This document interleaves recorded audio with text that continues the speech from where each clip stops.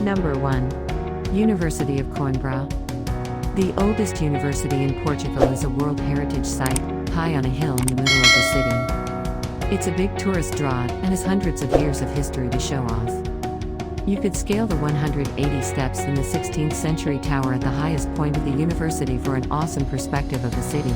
Number 2. Biblioteca Joanina. This esteemed baroque library is on the Paço das Escolas, where Portugal's earliest kings once lived. It goes back to the 1720s and needs to be seen to be believed.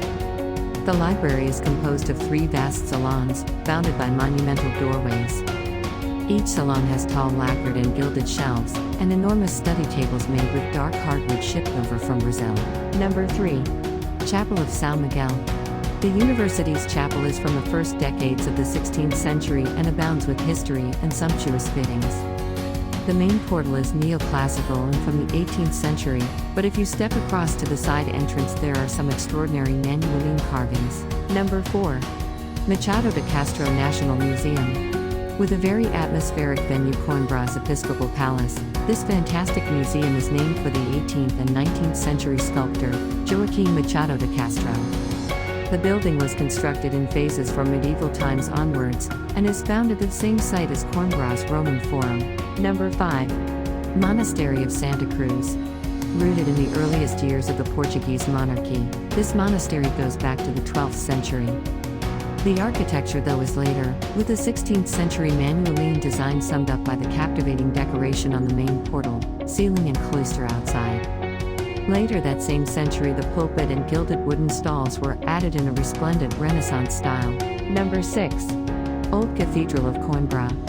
Back when Coimbra was a frontier between Christianity and Islam, King Afonso Henriques established this Romanesque cathedral. It was built not long after his victory over the Moors at the Battle of Ourique in 1139, and unlike other churches of its day has kept a lot of its Romanesque character. Number 7. Monastery of Santa Clara of Valium. Yet another monument intertwined with Portuguese medieval history, the Gothic Monastery of Santa Clara of Velha has the added mystique of once submerged by the river.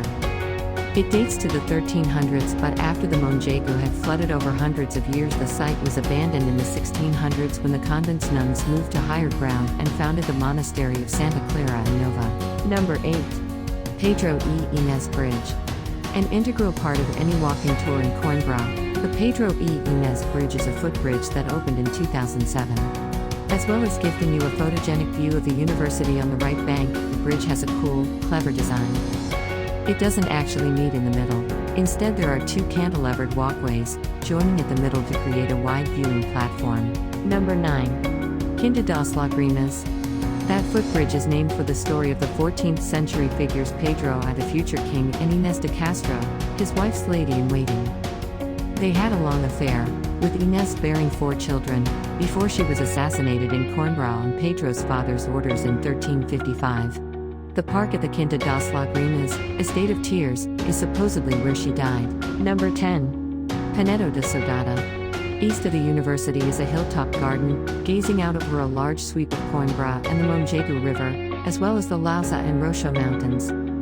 This is meant to be where Pedro would come to grieve for Inés, and since the 19th century has been adopted as a hangout for Coimbra's students. Hope you like this video. For more videos please subscribe to our channel.